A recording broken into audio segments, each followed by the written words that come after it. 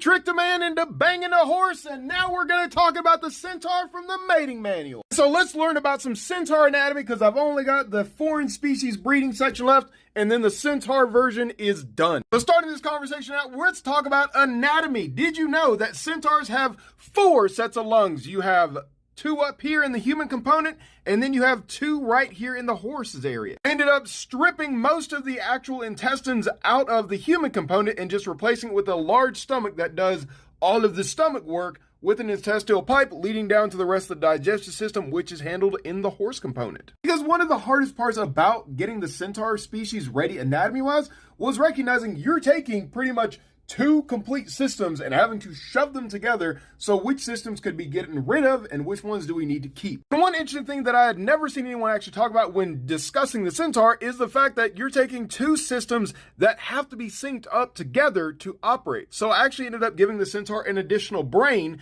but this one has no ability for cognitive thought like the one in the human head component. And this brain is literally just there to help function the actual mechanical parts of the horse, and basically keeping the human and horse component in sync with each other. If this brain gets damaged, well, not only are you going to have a lot of biological issues, but you could actually have the human component and the horse component not actually synced up in motion together, which could cause a lot of issues. Also, in addition to secondary brains, the centaur actually has a secondary heart to help basically pump the blood through the rest of the horse component. And because of the fact I don't have a stomach in the horse component, I actually had a lot of room to play with whenever we had to get to the actual reproductive system, which is this section right here. So whenever I was building the actual reproductive system, I had to address the question of what do I do with centaurs in terms of where they come out, because a centaur is going to be much bigger than a horse, because there seem to be a lot more issues that could go wrong if I had them come out the back door. I then addressed the system, well, what if I actually put an opening at the bottom of their stomach, like in this area? But as a friend kind of pointed out, then you have to deal with gravity.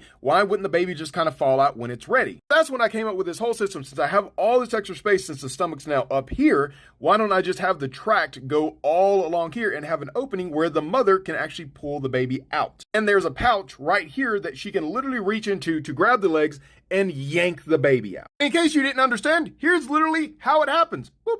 Because the Fae are always tricksters, I was thinking what would be something that they would do to really mess with the centaur race, but make it also more viable as a species. Well, I gave them actual 2 port entries for tacos. So now they can take multiple types of beef, such as carne asada or polo. Lower entrance is actually more of a human style hoo-ha, but instead of the clitoris actually resting down below what would be the front of the body, it's actually in between the upper and lower hoo-has. But the upper snack pack is actually for